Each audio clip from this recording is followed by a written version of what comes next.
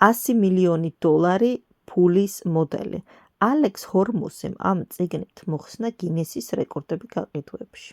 გაყიდა 2,700,000 კოპია წიგნისა გამოცემიდან 24 საათში და დაამყარა გინესის რეკორდი. როგორც ყველაზე სწრაფად გაყიდვადი არა სათავგადასავლო და არა რომანტიკული წიგნი. თუ შენ უკვე გააქვს ბიზნესი, ეს წიგნი დაგეხმარება იშოვო მეტი ფული. და თუ ჯერ არ გაქვს ბიზნესი, ეს წიგნი დაგეხმარება რომ გახსნა და მოიზიდო კლიენტები პირველივე დღიდან. წიგნი დაყოფილია 4 ნაწილად. ყველა ნაწილში გადმოცემულია პრაქტიკული სტრატეგიები. და მე ჩემს მხრივ გავაკეთებ ანალიზს და მოვიყვან ქართულ რეალობასთან შესაბამის მაგალითებს. და ავხსნი ისე, რომ ყველა 5 წლის ბავშვისთვის იყოს გასაგები. დავიწყოთ. ნაწილი პირველი. მიმზიდველი შეთავაზება. ეს ნიშნავს, რომ პირველად შენ უნდა შესთავაზო ადამიანებს რაღაც ისეთი, რომ შემოიყვანო შენს მაღაზიაში. მაგალითად, რაიმე იაფიანი, 5 სტრატეგია კლიენტების სწრაფად მოსაზიდად. ეხავე განვიხილოთ ყველა თითო-თითოდ. მაგალითი პირველი. Giveaways, ანუ გაცემის. ერთხელ ალექსმა ჰკითხა ფიტნესის მფლობელს, თუ როგორ მოჰყავდა მას კლიენტები. ფიტნესის მფლობელმა უპასუხა, იოლად, ჩვენ გავცემთ სტიპენდიებს ჩვენს პროგრამაზე და სახალხოდ ვაცხადებთ გამარჯვებულის სახელს.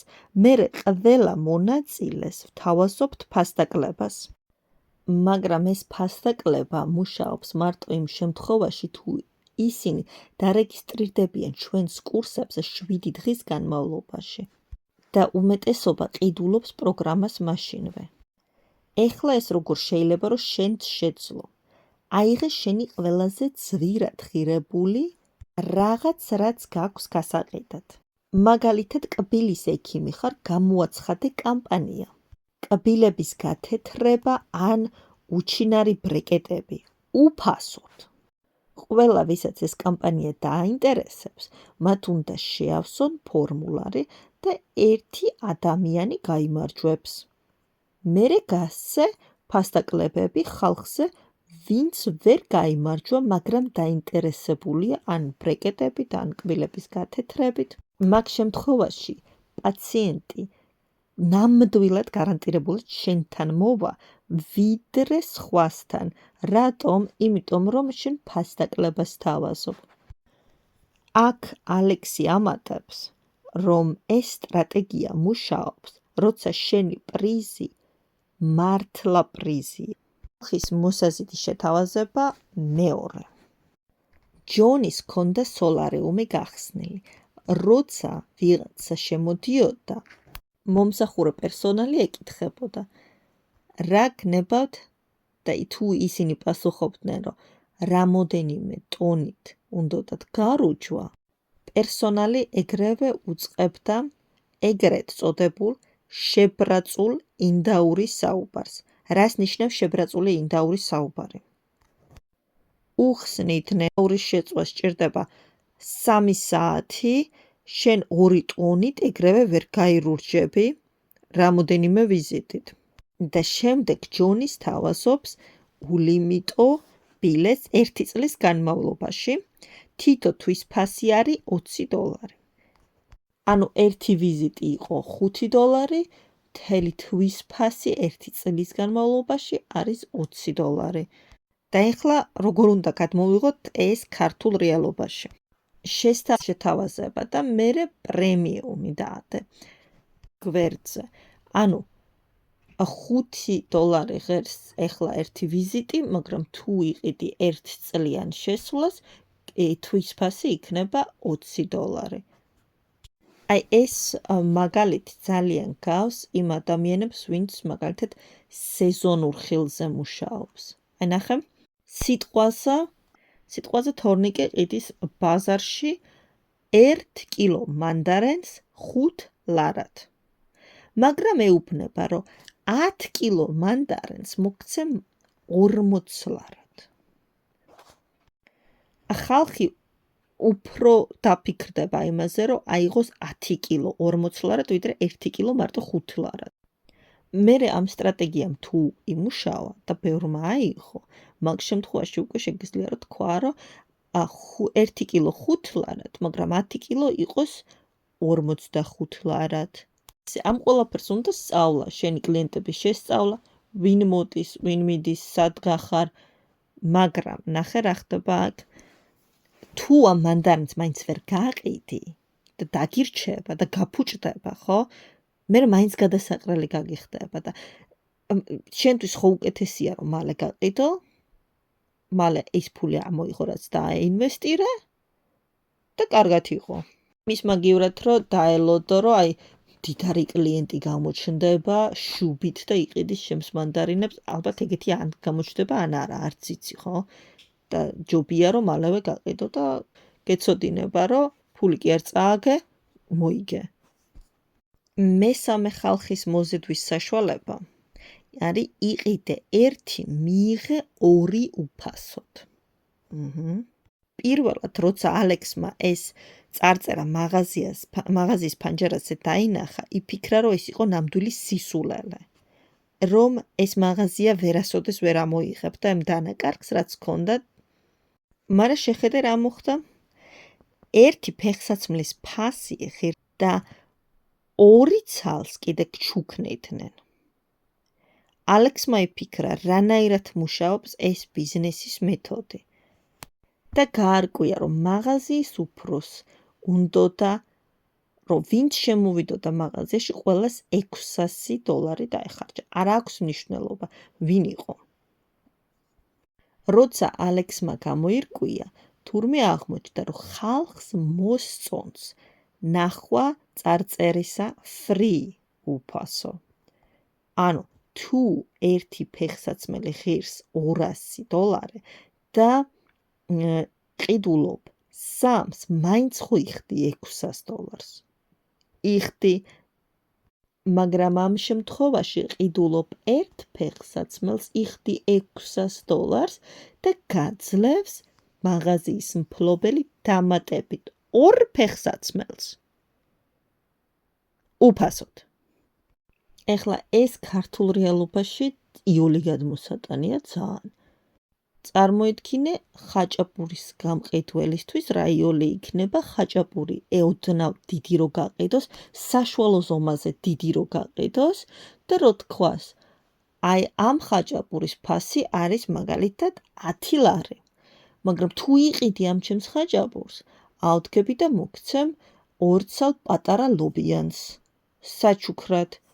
ან მაგალითად იყიდე 1 წიგნი, მიიღე 2 ცალი 100 ფურცლიანი რვეული საჩუქრად. ეხლა 4 იდეა. იყო სავარჯიშო დარბაზის მფლობელი სახელად დენი. ერთ დღეს მასთან მივიდა კაცი და უთხრა, 6 კვირაში თუ იმ მიზანს მიმაღწევინებ, რაც მინდა, $600 გადაგიხდიო.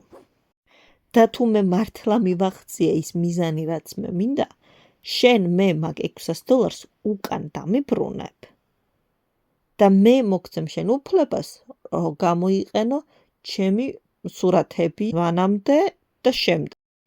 ეს before და after სურათები ძალიან პოპულარულია საერთოდ ყველგან. დენი დაფიქრდა და უთხრა, ოკეი, ანუ დათანხმდა ამ კაცის შემოთავაზებას. ამ კაცმა მართლა დაიკლო წონაში ამ 6 კვირის განმავლობაში. დენიმ ფული უკან დაუბრუნა. შეთანხმება. ხო და დენიმ ფულის უკან დაბრუნების შემდეგ მიიღო, რა თქმა უნდა, ის სურათები, რომელიც მას ჭირდებოდა თავისი პიარისთვის. აწარმოა ეს პიარი და უფრო მეტი ხალხი მივიდა დენისთან. და ეხა დენი თურმე ყველას თავაზობს იგივე შეთავაზებას, რაც ამ კაცმა გააკეთა. თუ 6 კვირაში მიზანს მიაღწევ, ფულს დაგიბრუნებ უკან. თუ ვერ მიაღწევ, დავიტოვებ. უმეტესობა, რა თქმა უნდა, ვერ მიაღწევს. ახლა უმეტესობა ლოგიკურადაც რო დაფიქრდე, ესე არის, რომ მაქსიმუმი 10% შეუძლია თავისი მიზნისკენ სწრაფვა. ესეთი შეთავაზება, რომ ხალხს ბევრს მოიყვანს, ეგ უდაოა. ეხლა ამ ყველაფრის ქართულ ეგეც მოვიფიქრე, როგორ გადმოვიყვანო ეს ყველაფერი ქართულზე. მაგალითად, რა მოხდება თუ ინგლისურის რომელიმე მასწავლებელი გადაწყვეტს, რომ ბავშვები მოამზადოს და შეთანხმება დადოს მშობლებთან და თვითონ ამ მოსწავლესთან. უთხრას, თუ აიღებ 80%-ს იმ ფულს, რასაც შენ მე ხა მომცემ ყოველ თვეში, თლიანად დაგიბრუნებ უკან წლის ბოლომდე. ერთიანად ვერ აიღებს 80%-ს.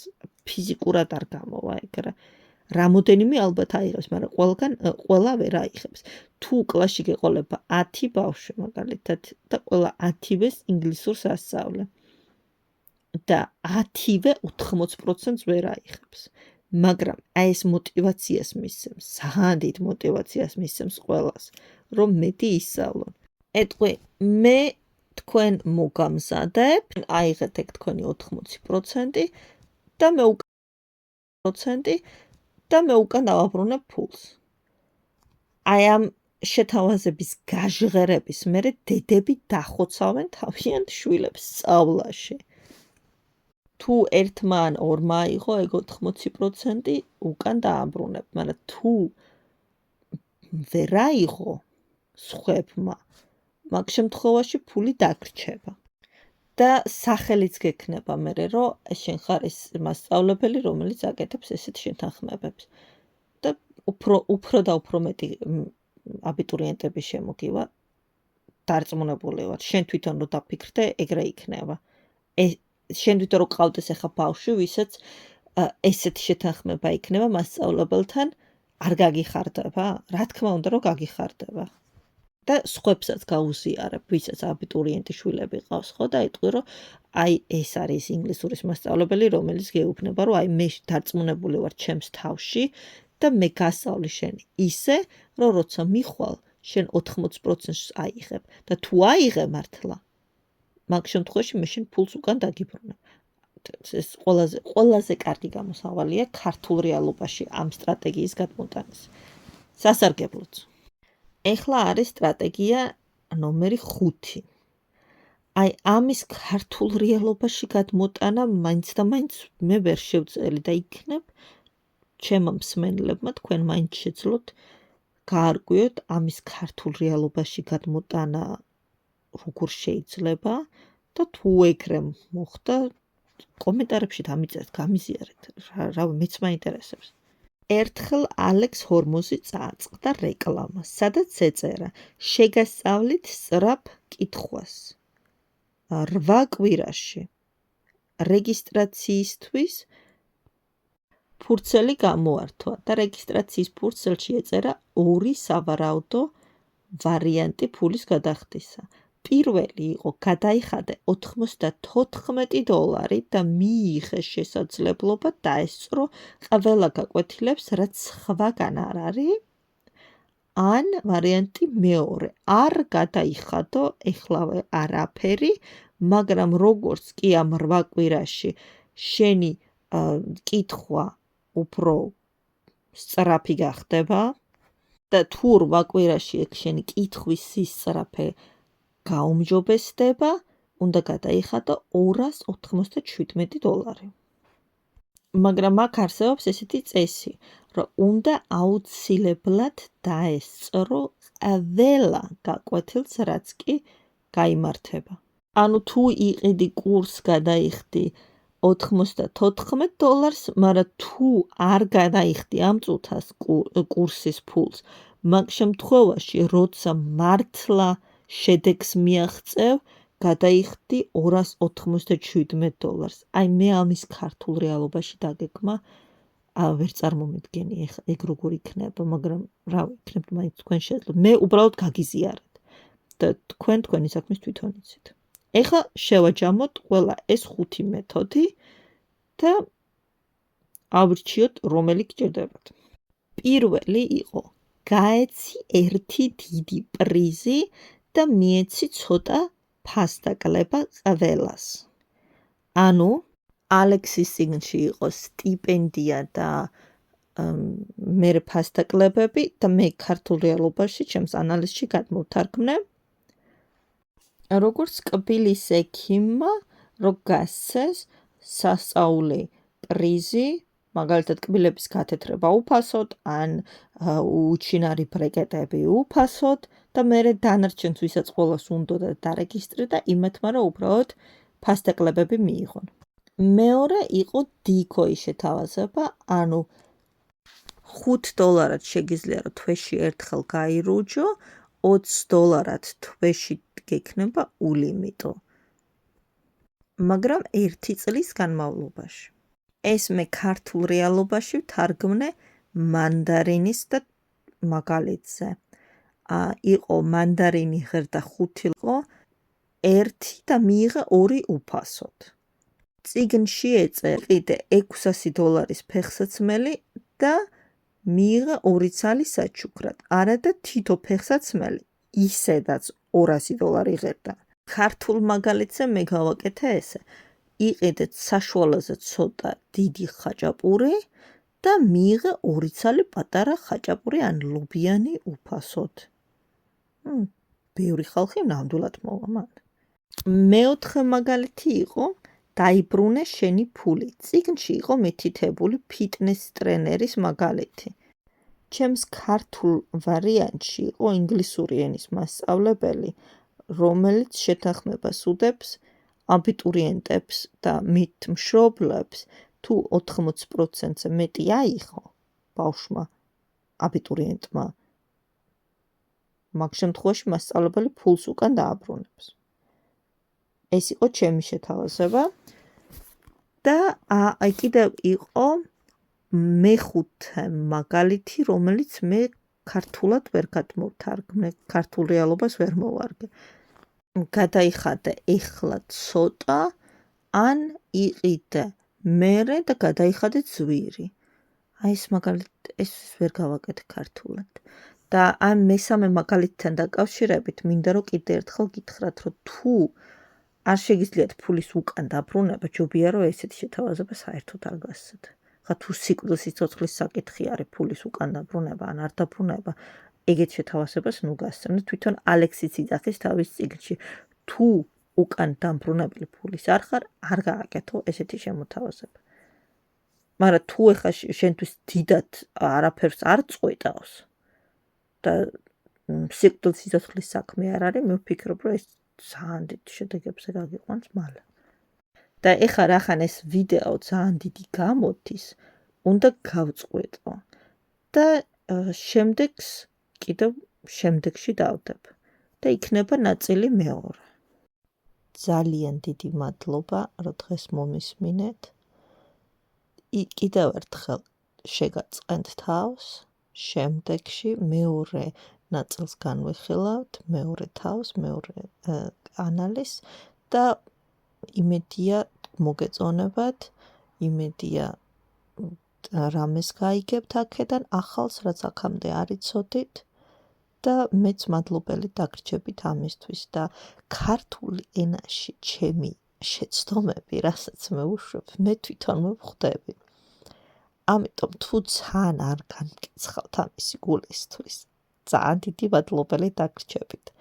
დავიბადე საქართველოში, გავიზარდე საქართველოში, დედა, მამა, ბებია, ბაბუა, ორივე მხრიდან ყველა ქართველი მყავს, მაგრამ უბრალოდ 10 წელზე მეტია ქართულ საზოგადოებაში და ქართულ ენაში თან მე შეხება არ მაქვს. ამიტომ ჩემი ძალიან დიდი სისუსტეა ის, რომ მე თვითონ ვარჩევ ჩემს შეცდომებს და ლაპარაკის დროს მაინც უშვებ. მე უბრალოდ მეტი კონტაქტი მჭირდება ქართულად, რაც არ მაქვს.